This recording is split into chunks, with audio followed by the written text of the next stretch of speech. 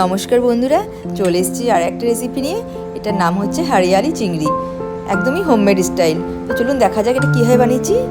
সবচেয়ে প্রথমে আমি চিংড়ি মাছগুলোকে খুব ভালো করে ধুয়ে পরিষ্কার করে নিয়েছি আর নুন হলুদ মাখিয়ে রেখে দিয়েছি। আর এদিকে এটা পেস্ট বানিয়ে নিয়েছি, যেটা বানানো আমার হয়ে গেছে।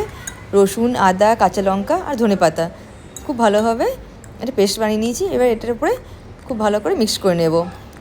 আর এর সঙ্গে অ্যারারুট বা কর্নফ্লোর বা কর্নস্টার্চ যা থাকবে 2 চামচ মতন দিয়ে পরে এটা একটা ভালো বাইন্ডিং করে নেব।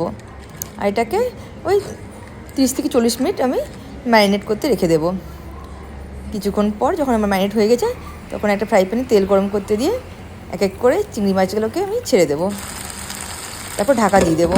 চিংড়ি মাছ থেকে দেখা যাবে অনেক জল বেরোয়, ওই জলটা যেন পুরোপুরি শুকিয়ে যায়।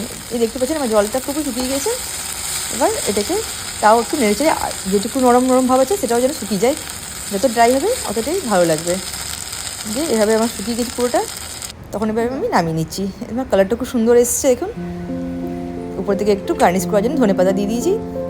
দেখতে পাচ্ছেন আমার হরিয়ালি চিংড়ি রেডি। খেতে ভীষণ টেস্টি হয়েছিল। Thank you.